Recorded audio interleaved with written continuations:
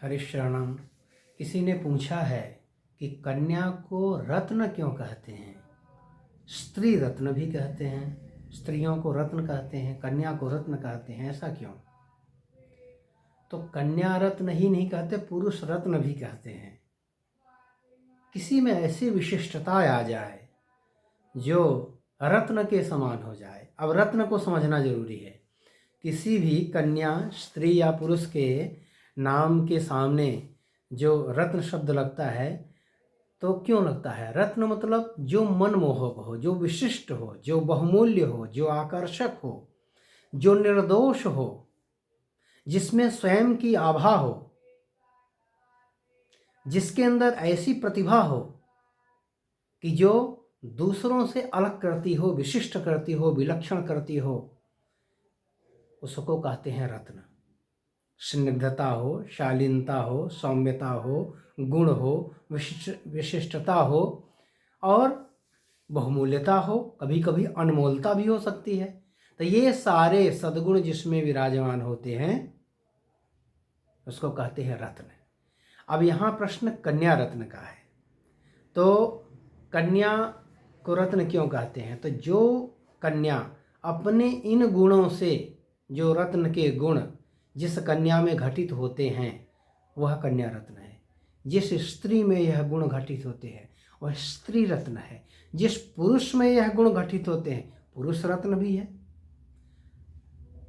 तो इस तरह से जो रत्न का लक्षण क्या है ये आपने जान लिया। और कुछ शास्त्रीय जो आधार है कन्या को रत्न क्यों कहते हैं, श्रीमद् भागवत महापुराण के 8वें स्कंध के 8वें अध्याय की 8वें श्लोक में, 8वें स्कंध 8वां अध्याय 8वां श्लोक श्रीमद् भागवत महापुराण, तथा जब समुद्र मंथन के बाद नर रत्न प्रकट होते हैं तो उसमें लक्ष्मी जी प्रकट होती हैं। ततश्चाविर्भूत साक्षात श्री रमा भगवत प्रिया रंजयंती दिशः कांत्या विद्युत सौदामिनी यथा। इसके बाद लक्ष्मी जी प्रकट हुई। दिखाता है, लिखते हैं भगवान वेदव्यास कि सभी दिशाओं को अपनी कांत से रंजित माने प्रकाशित करने लगी। तो ये जो स्वयं का प्रकाश मतलब जिसके सद्गुणों का यश फैला हो, जिसके सद्गुणों से सभी प्रभावित हों। अब वो सद्गुण कितना है, किसी गांव तक सीमित है, किसी शहर तक सीमित है, किसी राज्य तक या पूरे देश तक या विश्व तक या पूरे ब्रह्मांड तक, वो अलग अलग स्तर है सबका। किंतु कोई भी रत्न कहीं भी रहेगा उसकी कीमत होती है, उसका मूल्य होता है, उसकी विशिष्टता होती है। और रत्न को सभी चाहते हैं, रत्न सबको अच्छा लगता है, सभी चाहते हैं। अब कोई उत्तम गुणों से युक्त सुलक्षणा कन्या, सुंदर सुलक्षणा रूपवती कन्या अगर किसी को दिखे, भले ही कोई जान पहचान ना हो, सबको अच्छी लगेगी और कोई उसे अपने से दूर नहीं करना चाहेगा। पास में आए तो पास आने देगा, या लोग चाहेंगे हमको मिल जाए। जैसे कोई रत्न बहुत कीमती है, बहुमूल्य है, आभापूर्ण है, तो आदमी चाहेगा मिल जाए तो अच्छा है। ऐसे ही कन्या को सभी चाहते हैं, जिसको सब चाहें वो रत्न, जिसको सब चाहें, जिसको सब अपनाने को तैयार हों, जिसे सब स्वीकार करने को तैयार हों, सबको अच्छा लगे या अच्छी लगे कन्या रत्न, अच्छा लगे रत्न पुरुष रत्न हो या वास्तविक रत्न हो।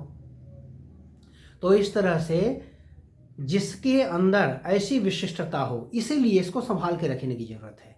अब एक कन्या ने पूछा कि हमको कहीं जाते हैं तो रोका टोकी क्यों की जाती है? भैया जाता है तो उसको कोई नहीं बोलता, हम कहीं जाए तो पूछते रहते हो ये कहाँ जाओगे, कब आओगे, कैसे? तो देखो, आपने देखा है कि रोड पे जो गाटर होते हैं ना लोहे के, या सरिया है बाहर पड़ी रहती है, जो हार्डवेयर की दुकानें होती हैं जिनमें गिट्टी, सरिया, मोहरम, गाटर, लोहे का सामान बिकता है, तो बाहरी रोड पे पड़ा रहता है, कोई नहीं छूता, धूल मिट्टी खाता रहता है। किंतु जो रत्न होता है, हीरा, सोना, चांदी, जो रत्न मतलब पन्ना, मूंगा, हीरा इत्यादि, है ना, जो रत्न है, उन रत्नों को जो जौहरी है या जो ज्वेलर है या जो मणि विक्रेता है, रत्न विक्रेता है, वो कैसे संभाल के रखता है? अच्छे खासी एक डिब्बी होगी, उसके अंदर एक डिब्बा होगा, कपड़े में लपेट के और तिजोरी में रख के संभाल के रखता है, ताला बंद करके रखता है। जब किसी को दिखाना होता है तब ताला खुलेगा नहीं, बंद रहता है। क्यों? उसकी कीमत होती है कि थोड़ा भी सावधानी हटी कि दुर्घटना घटी, थोड़ा असावधानी हुई कि वह रत्न हाथ से गया, क्योंकि इसके चोरी की संभावना ज़्यादा है, इसके अनिष्ट की संभावना ज़्यादा है, क्योंकि इसके चाहने वाले बहुत ज़्यादा हैं। हर व्यक्ति को इसकी भूख है, हर व्यक्ति को इसकी चाहत है, हर व्यक्ति को इसकी आवश्यकता है, किसी को अजीर्ण नहीं करेगा यह रत्न। इसी तरह से जो कन्या होती है वो सबके लिए ग्राह्य होती है, इसीलिए उसे रत्न कहा गया। किंतु यहाँ शर्त सिर्फ वही है जो रत्न के लिए है कि खोटा ना हो, खरा हो, सौंदर्य हो, स्निग्धता हो, सद्गुण हो, बहुमूल्यता हो, जो रत्न के गुण कहे गए हैं। यदि ऐसा है, वह स्त्री हो तो स्त्री रत्न होगा, कन्या होगी तो कन्या रत्न होगा, पुरुष होगा तो पुरुष रत्न होगा। तो इस तरह से रत्न की परिभाषा जिसमें भी घटित हो वह रत्न है, और उसकी कीमत है, उसकी प्रतिष्ठा है, इज्जत है और यश है, और जिसे उसको देख के सभी आनंदित होते हैं, सबको अच्छा लगता है, मन को भा जाए वो रत्न, चाहे गुणों के कारण हो, चाहे सौंदर्य के कारण हो, चाहे धन संपत्ति के कारण हो। भगवान श्री कृष्ण ने गीता में कहा है 10वें अध्याय का अंतिम दूसरा श्लोक कि यद्यद् विभूति मत्सत्वं श्री मधुर्जित में वा तत्तदेवावगच्छत्वं मम तेजोंश संभवम। भगवान जी ने कहा है कि जो इस संसार में कुछ विशिष्ट चीजें दिखाई देती है, विशिष्ट पराक्रम हो, तेज हो, यश हो, गुण हो, बल हो, वीर्य हो, कुछ भी हो, कुछ विशिष्ट हो जो दूसरे से अलग करे, तो समझो मेरे विशेष तेज का यह अंश है।